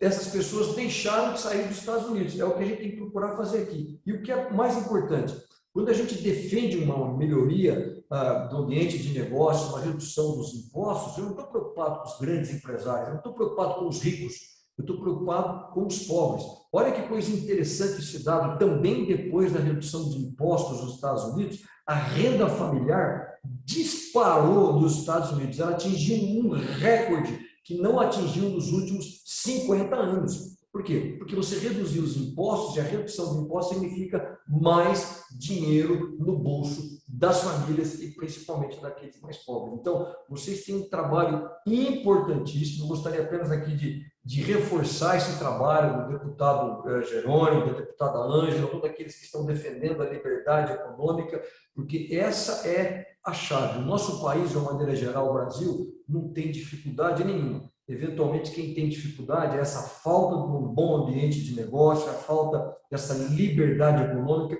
e isso com parlamentares como vocês a gente pode corrigir. Era isso que eu queria colocar, deputado, mais assim, de dar esse incentivo, de dar realmente esse voto de cumprimentos e que vocês continuem firmes dessa maneira, defendendo isso. Quiçá, eu vou repetir, a gente tivesse no Congresso Nacional outros parlamentares do seu naipe com essa bússola da liberdade econômica. Muito bom, ministro. Muito obrigado pelas deferências aí. Isso aumenta a nossa responsabilidade, mas também nos dá vontade de trabalhar mais, né? Isso pode ter certeza. E, Vladimir, eu sei que tu tens agora já perguntas a serem feitas, mas eu não poderia perder aqui, meu querido Rovai, apenas fazer uma análise dessas falas do ministro agora, e inclusive já lançar o desafio aqui, Vladimir, que nós havíamos conversado um tempo atrás. Eu penso que o Centro de Liberdade Econômica da Mackenzie, eu estou numa fase agora de estudante, então estou louco para estudar, né? Mas nós poderíamos, ministro Cabreira, avaliar a possibilidade de criar um curso de formação em liberdade econômica exclusivo para os parlamentares. E, em cima disso, sejam 5 ou 10 que queiram fazer o curso, né, que nós pudéssemos influenciar na hora de legislar, né? Então, eu deixo essa sugestão para a gente trabalhar. Um curso, para quem tem a rotina que nós temos, não pode ser uma coisa muito longa, mas um curso de formação que nos dê a condição de verificarmos o perfil das leis, o perfil da liberdade econômica. Isso que eu e a Ângela estamos tendo a oportunidade de ouvir aqui, de assistir, pela rotina que os parlamentares têm, Cabreira. Olha, não sei se dá 10 deputados. Eu aqui, enquanto nós falamos, eu já fui em 4 reuniões. Uma da ABIMAC, uma das Palometas, a nossa, e uma outra aqui, que eu já nem me lembro qual foi aqui, que eu já cruzei pela reunião. Então, se nós não tivermos, Vladimir, um grupo que tenha não a teoria, a tese, mas a teoria prática do conhecimento, eu deixo esse desafio de nós estudarmos esse curso. E quem sabe este ano ainda, porque como estamos em trabalho remoto, é melhor do que o ano que vem, que é o ano da eleição, e nós vamos formando uma bancada da liberdade econômica. Bom, dito isso, eu vejo sim, meu querido ministro, como relator, eu aprendi uma coisa, Armando. Quanto mais leis um país tem, mais desorganizada é a sua sociedade. E eu vivi uma experiência muito interessante num município aqui, que eu cheguei para fazer uma palestra sobre a lei da liberdade econômica. E dei este exemplo, e peguei o exemplo do canudinho de plástico, né? Que vários municípios têm uma lei proibindo o uso do canudinho. Aí tu vai ver por quê. Não, porque está matando as baleias e as tartarugas, né? Aí eu disse, mas, bom, primeira coisa, o que o município da fronteira onde eu estava tem a ver com a tartaruga lá no oceano? Né? Fazer uma lei para proibir o canudinho. É só colocar o canudinho no lixo e não jogar ele na sarjeta. Né? E o interessante foi que naquele dia, o dia anterior, o prefeito tinha sancionado a lei municipal. Eu quase morri de vergonha, né? Porque eu usei o exemplo que eles sancionaram a lei. O município da fronteira do Rio Grande do Sul tem a ver o quê? Bota o canudinho no lixo, não precisa uma lei. Né? Então, esse é um grande problema e é por isso que eu reforço a necessidade de formarmos uma bancada com um pouco mais dessa noção. Né? O nosso país também, Cabreira, é um país que não sabe formar consensos. Eu estou aqui numa reunião da ABIMAC, né, sobre a reforma tributária. Muito bem. Agora entrou o deputado Baleia Rossi dizendo que a reforma não sai porque tem atacando lá o Arthur, efetivamente o atual presidente, por guerra política. Mas o governo também não sabe o que é da reforma. Mas o que deveria acontecer é que nós todos deixássemos os partidos de lado e nos dessemos conta que a reforma da Previdência, que a reforma tributária, que a reforma administrativa não é um problema de eleição, não é um problema de partido, é um problema de Estado. O Brasil não sabe fazer consensos de Estado. A reforma da Previdência, que o ano passado nós votamos, que para mim tinha que ser feita, mas não é uma reforma da Previdência, é um ajuste fiscal, para cobrir um rombo temporário, porque quando voltar o pessoal a se aposentar, o rombo volta. E encurtamos, a pandemia encurtou agora o prazo de validade da reforma feita. Se tivéssemos feito lá no Fernando Henrique, quando foi proposto a reforma, quem sabe hoje nós estaríamos num outro patamar econômico e dava para pensar em se aposentar no Brasil, porque hoje não dá mais para pensar em se aposentar no Brasil. Então, a dificuldade que nós temos é de formar consensos de Estado, né? E justamente para facilitar, como o senhor mostrou aqui no seu belíssimo trabalho, né? É óbvio que nós não queremos, de forma alguma, intervenção como faz a Argentina, mas eu fiquei muito preocupado quando eu vi a nota do Ministério da Agricultura atual, quando debatíamos, poucos dias atrás, o tema do biodiesel, né, que houve uma redução em razão de preços e tudo, né, mas simplesmente o Ministério dizia assim, não, pode exportar a soja, porque tem muito mercado lá na China para comprar. Só que, nesse momento, nós estamos trazendo farelo de volta. Nós estamos mandando a nossa soja, estamos trazendo farelo, trazendo soja, trazendo milho para abastecer a proteína animal, que é um grande carro-chefe nosso.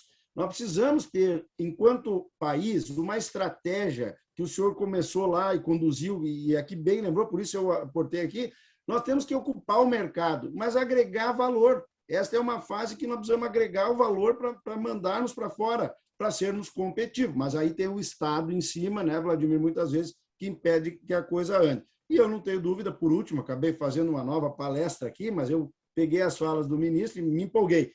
A insegurança jurídica no país é insuportável.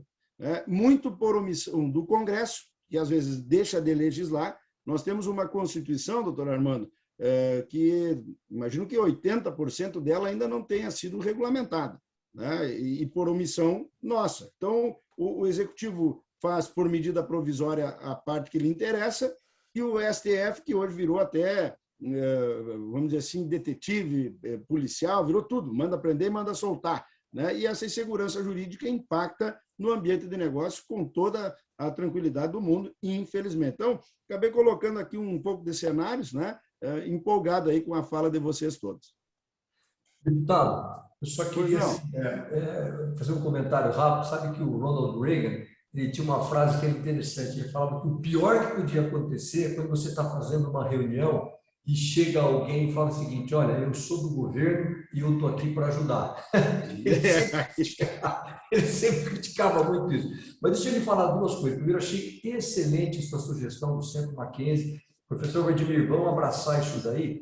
Claro que o Centro Mackenzie de Liberdade Econômica não está aqui para ensinar ninguém, não se trata disso, está longe disso. Mas, de repente, através do observatório, a gente fica sabendo o que está acontecendo no Congresso e, na realidade, o centro ele tem todas as condições de passar informações, dados que podem ser comparados com o que está acontecendo lá fora, para que os parlamentares possam ter, então, um embasamento para tomar suas decisões. Isso aí é uma coisa, assim, realmente, que o Mackenzie pode fazer, nós vamos atender isso. Nós temos um Mackenzie, inclusive, em Brasília, de repente esse curso pode até ser lá, mesmo que seja online, mas os professores podem ficar lá também à disposição. Enfim, eu acho a ideia fantástica, vou pedir muito para o professor Vladimir a gente poder avançar nisso, porque isso é um dos intuitos do Centro Mackenzie de Liberdade Econômica. Agora, deputado, vou lhe dar aqui uma sugestão radical. Eu não sou libertário, mas eu vou lhe dar uma sugestão aqui radical, na minha opinião, sobre a questão tributária. Isso, desde a minha época, a gente tenta falar, o Brasil não é um país de consenso, é difícil, sobre as coisas tomam partidos políticos, entra a ideologia no meio, mas eu vou lhe dizer uma coisa, sabe qual que é um dos grandes segredos da riqueza nos Estados Unidos?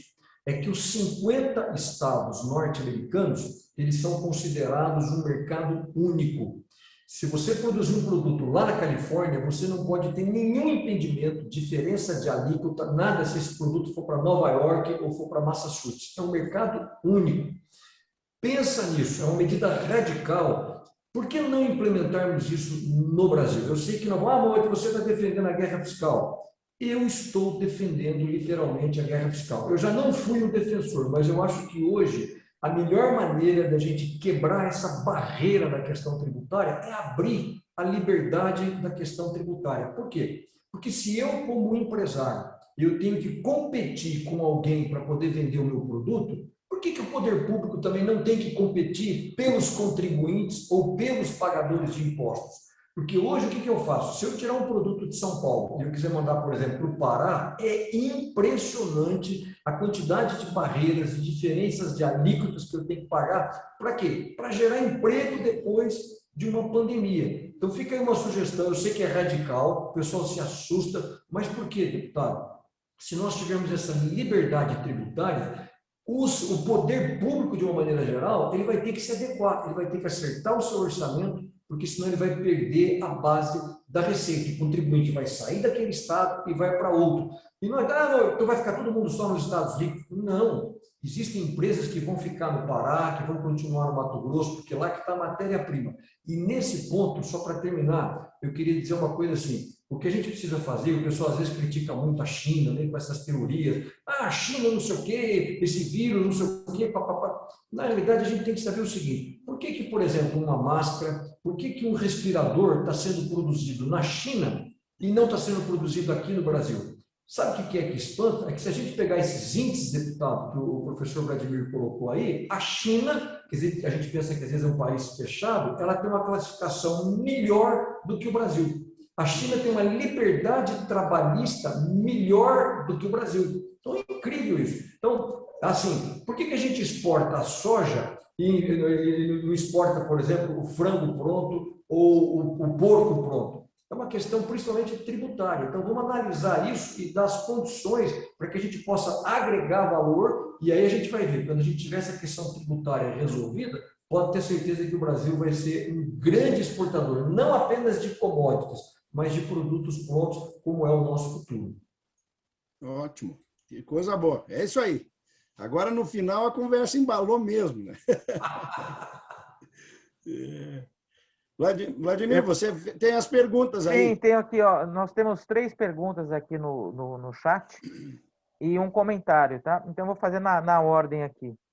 A primeira pergunta é direcionada ao ministro Cabreira.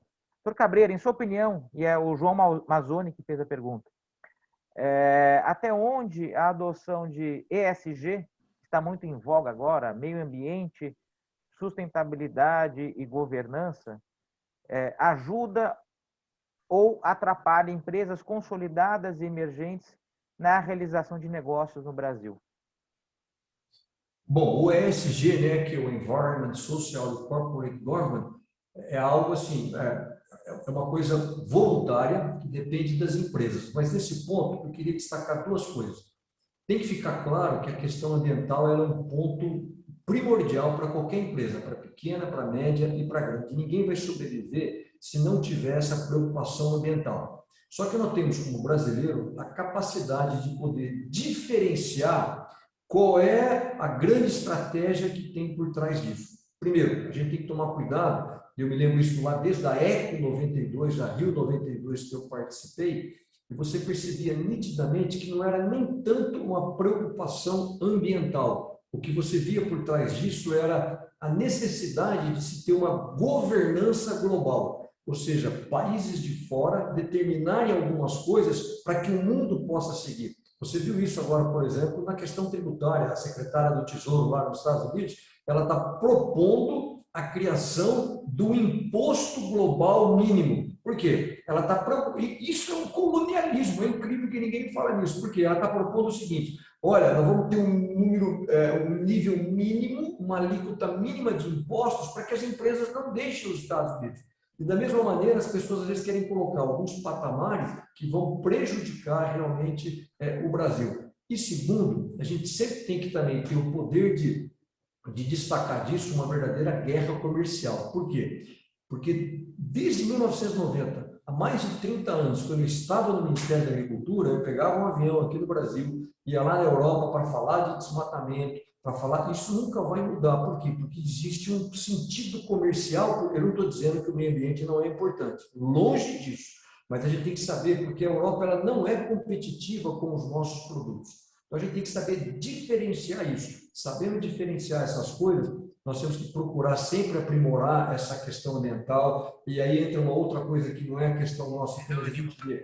Roberto Campos sempre falava, né, que o poder do bem que o Estado pode fazer é limitado, mas o poder do mal é ilimitado.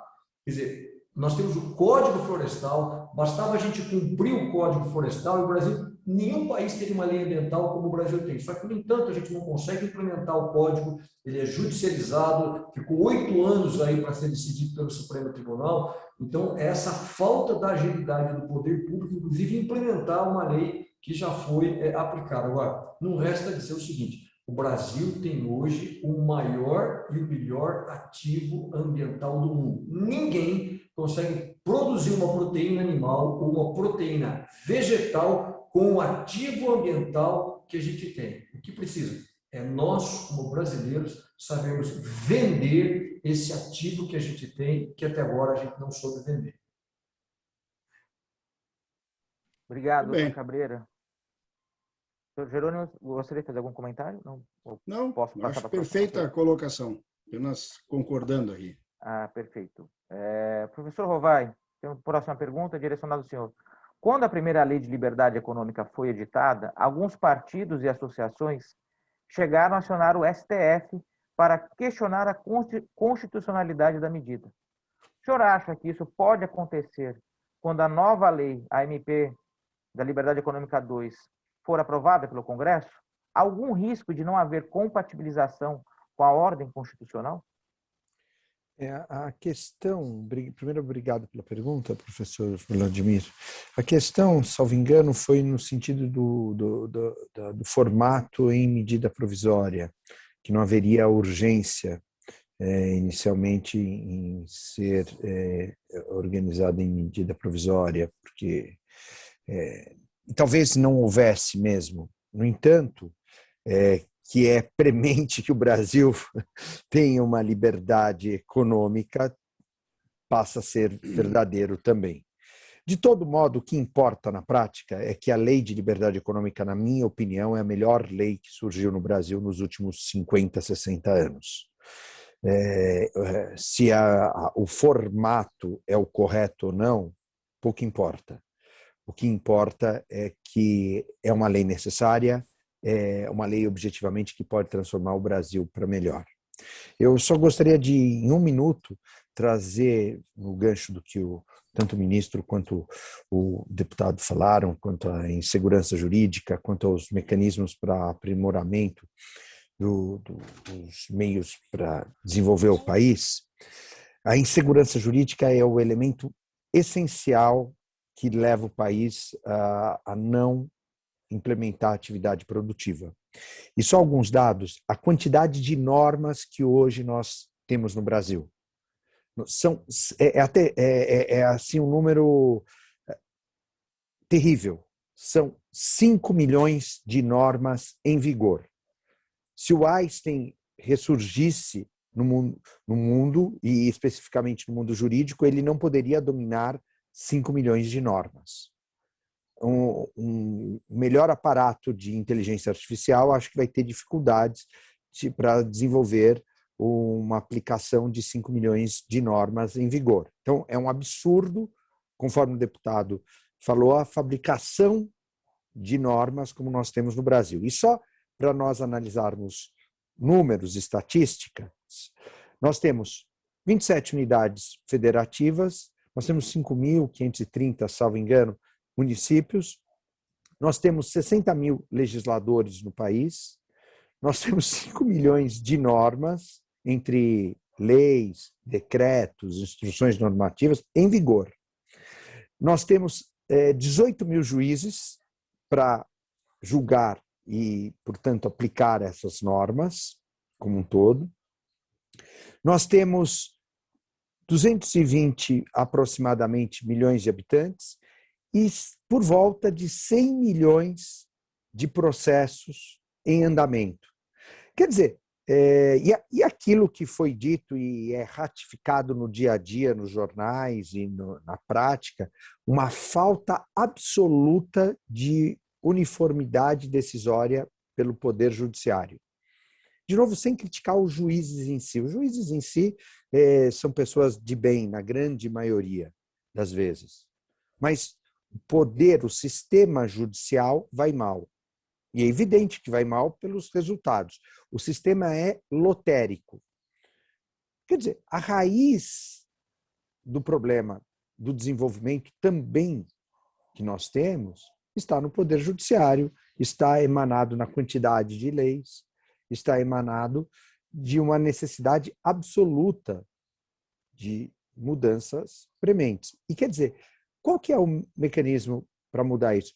O único meio, desde que eu comecei a operacionalizar o direito, que faz praticamente 30 anos, quando eu entrei na faculdade em 1989, então são 32 anos que eu, de alguma maneira, trabalho com direito, foi a Lei de Liberdade Econômica que pôs o dedo na ferida.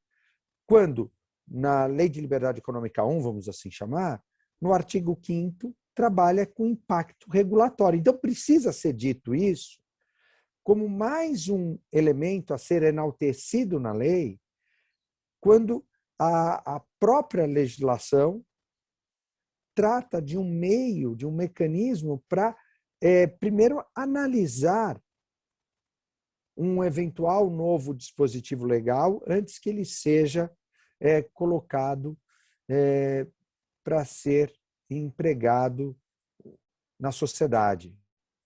E agora o que eu acho que deveria ser feito também é uma nova análise, e já existem estudos através de um mecanismo chamado jurimetria, para revogar essa quantidade estrondosa de leis, de normas, que não têm utilidade e que só servem para confundir o ordenamento jurídico vigente. Só isso. Desculpem se eu me alonguei de novo. Perfeito, professor Armando. Próxima pergunta, deputado. Uma pergunta aqui para o senhor. Posso fazê-la? Claro que sim. Ela diz aqui, o senhor acredita que... Só antes de fazer a pergunta, não. Vladimir, pegando a fala do professor Armando, eu estou lá, ministro, solicitando uma comissão externa para fazermos a revisão das leis do Brasil, né? Porque tem muita lei que já deveria ter sido revogada, extinta, enfim.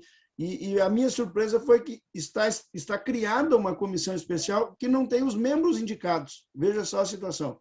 Então, nós vamos seguir nesse trabalho também, que é da revisão da legislação, só para colocar essa informação. Pode fazer a pergunta. Obrigado, deputado. Parabéns pela iniciativa. A gente precisa ter um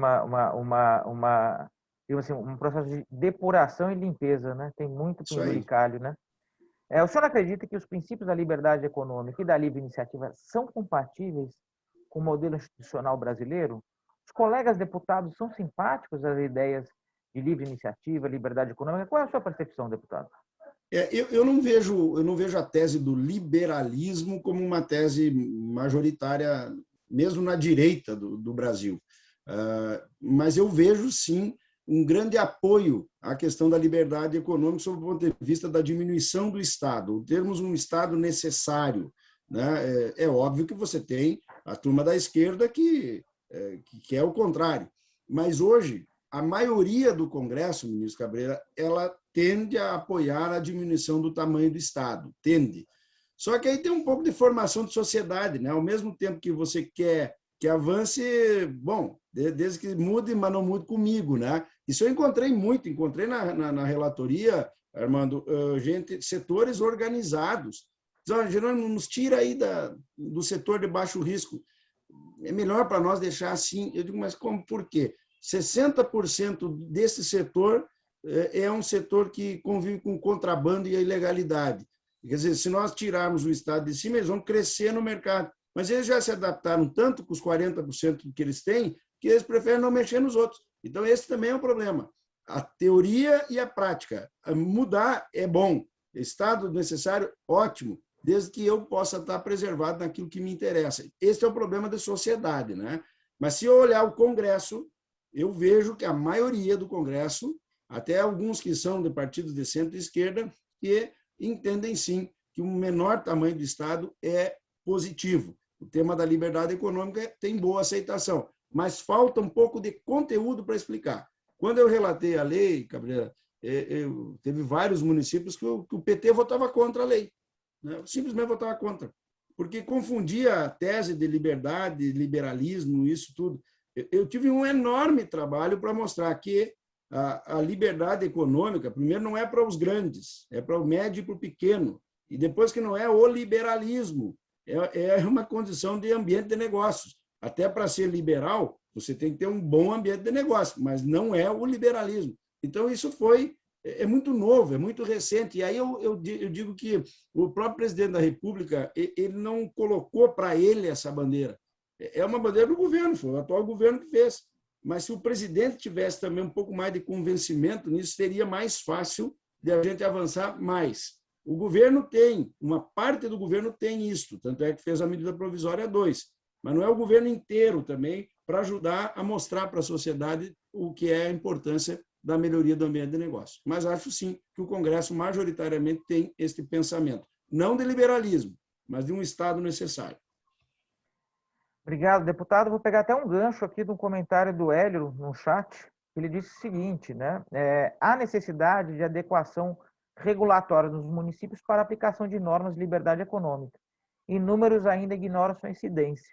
E eu até trago aí uma complementação, porque o que o senhor falou sobre a questão de buscar consenso, de esclarecer sobre o papel do executivo e do presidente ter capitaneado e colocado isso, de fato, como uma bandeira própria para aumentar aí o poder de convencimento e a disseminação é muito importante.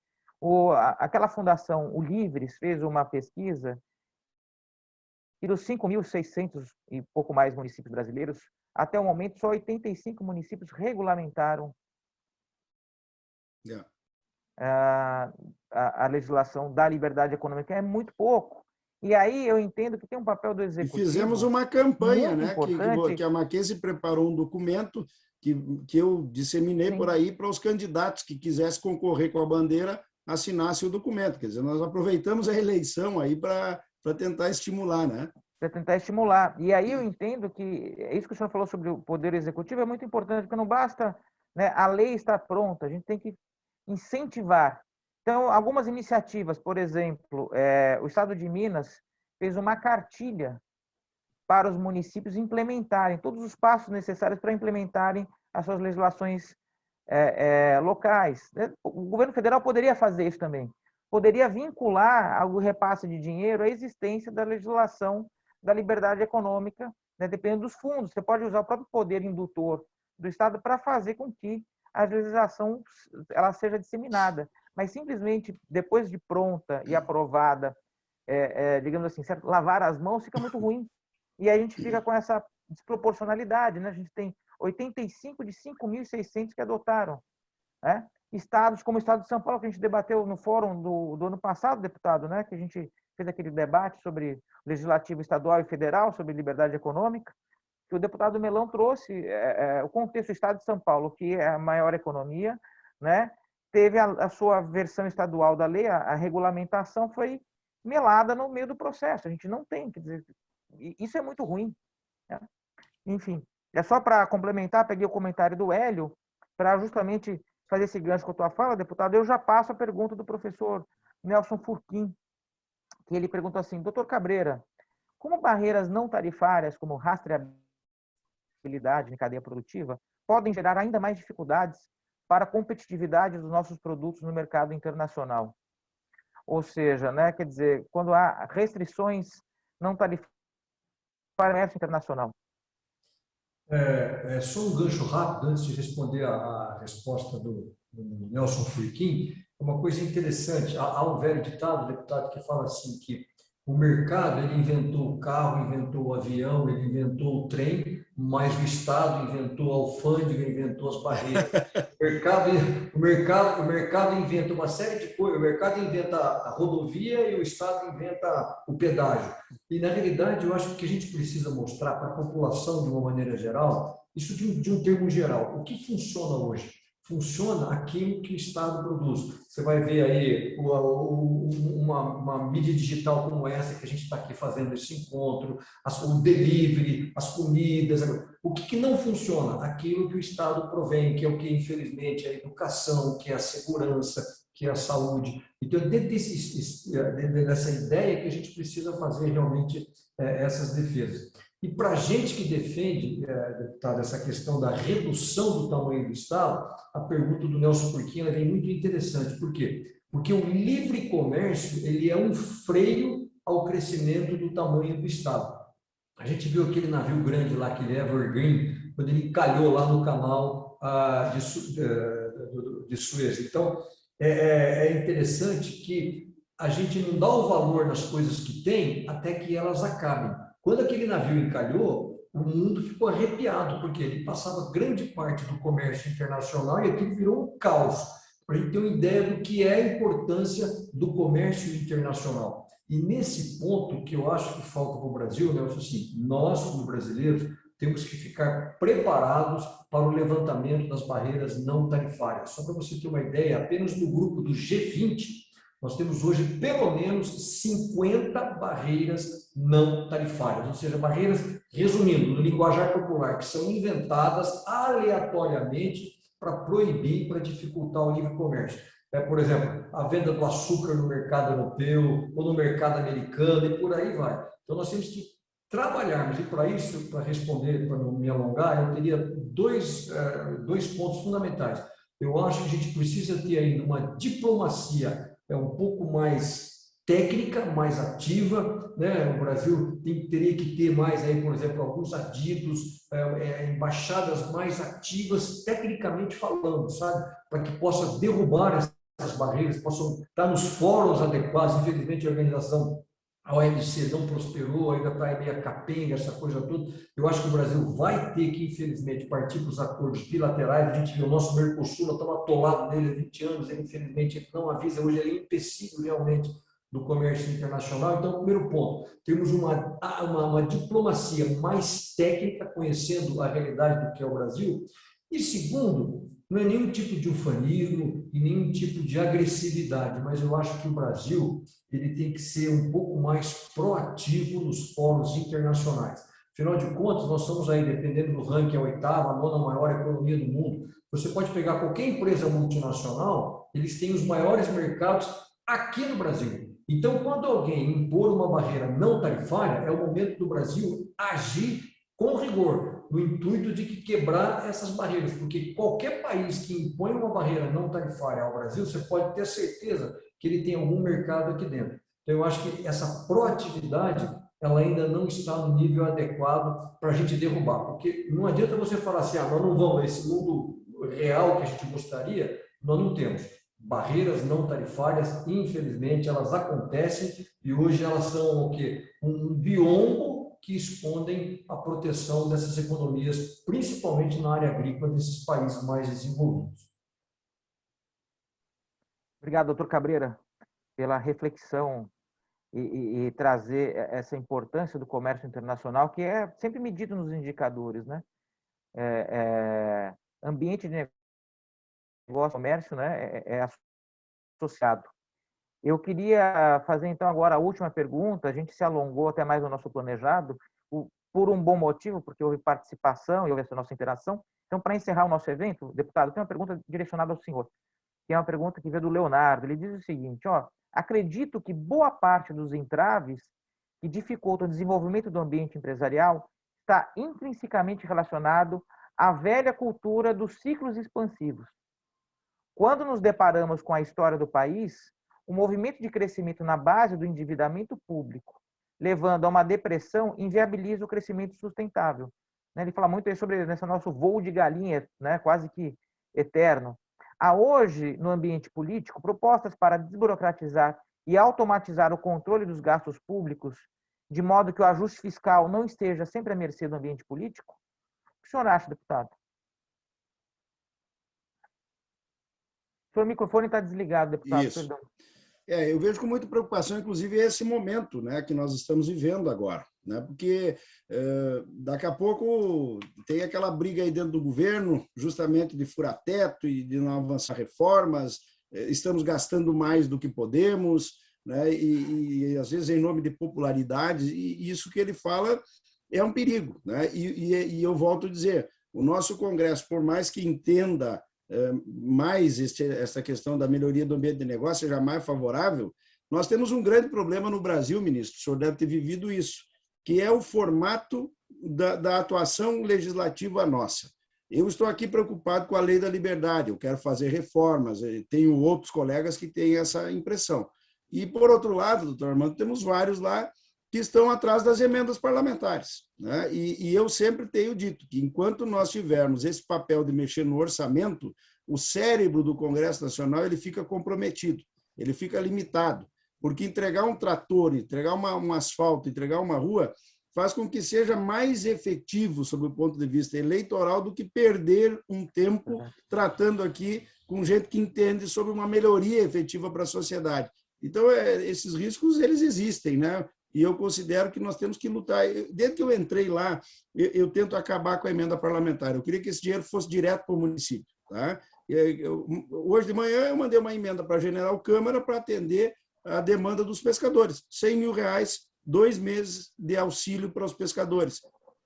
Imagina, vou virar ídolo lá. Né? E para que eu vou me preocupar com liberdade econômica se lá em General Câmara eu já tenho 100 eleitores que vão ser beneficiados por uma ação prática? Isso é que eu acho ruim no Brasil.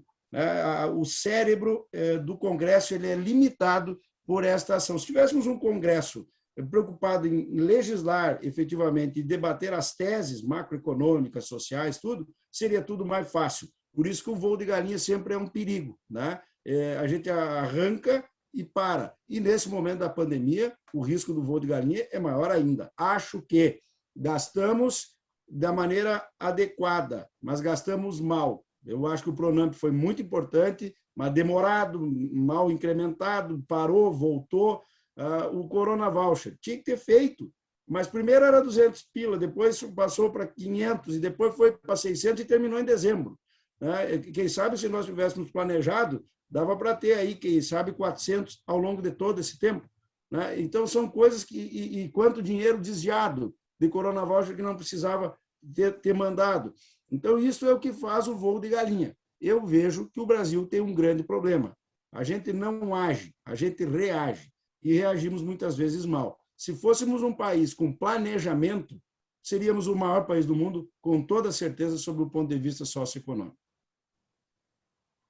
Deputado, muito obrigado pela resposta. E eu, agora, já encaminhando para o finalmente da nossa parte aqui, eu agradeço o senhor ter impelido aqui o nosso centro e ter aberto esse espaço para a gente debater ambiente de negócio, a nova medida provisória, pela iniciativa, a gente agradece, e pela confiança. E então, da nossa parte... E olha aqui, Vladimir, eu vou tomar um minuto. Eu deixar aqui. Diga. Olha aqui, a Aline Siqueira. Eu estudei em escola pública. Nas escolas não se tem educação financeira. Essa mentalidade contra a liberdade vem dessa base. Primeira vez que assisto o debate da faculdade. Parabéns a todos. Por isso eu reforço a necessidade de uma bancada, né, formada justamente nesse ambiente de liberdade econômica. Perfeito, deputado. E eu agradeço o estímulo e a sugestão. Né? Eu queria só agora passar a palavra para a despedida, professor Armando Rovai, doutor Antônio Cabreira, para encerrarmos nosso evento. E, novamente, eu agradeço aqui ao nosso público que ficou e participou até esse horário. além do que nós tínhamos planejado e fico muito satisfeito com isso. Professor Armando, por favor. Bom, professor Vladimir, eu queria agradecer a oportunidade, agradecer a companhia de todos os aqui presentes. Deputado Jerônimo, parabenizar pelo trabalho no Congresso Nacional.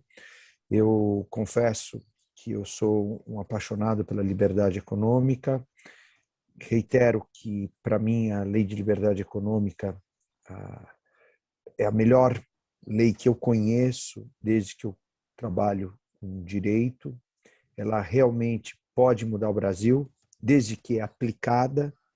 Eu tenho receio de que, por conta dessa visão binária que nós estamos vivendo no Brasil, ideológica, sem muitas vezes ter a racionalidade necessária, nós tenhamos em algum momento um retrocesso. Se houver racionalidade, nós teremos a continuidade dos expedientes inseridos na legislação da liberdade econômica e que nós tenhamos no Congresso Nacional mais pessoas como o senhor que deem continuidade a esse trabalho maravilhoso e que a Liberdade Econômica 2 tenha os frutos positivos que teve a Liberdade Econômica 1. Quero cumprimentar também o ministro Cabreira, e no livro que nós pudemos organizar sobre o agronegócio com ênfase na liberdade econômica, o ministro Cabreira ele fez a apresentação e ele teve a oportunidade ali de externar um dos melhores, para mim, um dos melhores pontos de vista que a gente teve no livro inteiro, que é o viés da iniciativa, da livre iniciativa, do capitalismo em si, como modo de produção. Não só do ponto de vista ideológico, que muitas vezes as pessoas se perdem do ponto de vista ideológico, mas do modo de produção, em modo de produção que pode levar ao benefício de todos. O livre mercado, que pode possibilitar acesso a qualquer cidadão de produtos de consumo e que isso vai gerar emprego, trabalho e consumo. No final do dia, isso é cidadania. Ao contrário do que muitos pensam, o que pode trazer cidadania às pessoas é a atividade produtiva, é a livre iniciativa, é a livre concorrência. Então, eu só posso agradecer mais uma vez e agradecer também o professor Alan, que me dá essas oportunidades juntamente com o professor Vladimir. É isso. Doutor Antônio. Eu quero só aqui, nesse final, aproveitar para mais uma vez externar meus cumprimentos ao deputado Jerônimo. Deputado, a nossa poetisa Cecília Meirelles, ela dizia o seguinte: eu não venci todas as vezes que eu lutei, mas eu perdi todas as vezes que eu não lutei. Então, às vezes, a luta não significa que a gente vai ter 100% de vitórias, mas o não lutar, o não participar é derrota na certa. Então, o que é mais importante, a gente está aqui para estimulá-lo, que vocês continuem nessa linha, não altere essa sua bússola, o centro está aqui para lhe ajudar no que for preciso, eu como empresário, no que a gente puder realmente lhe ajudar.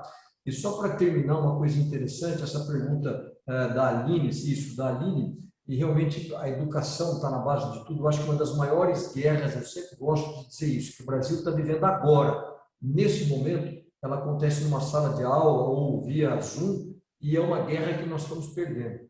Então, nesse ponto, deputado, o Mackenzie, o Centro de Liberdade Econômica, ele tem um projeto que é muito interessante, que é formar uma certa educação financeira aos professores do ensino público.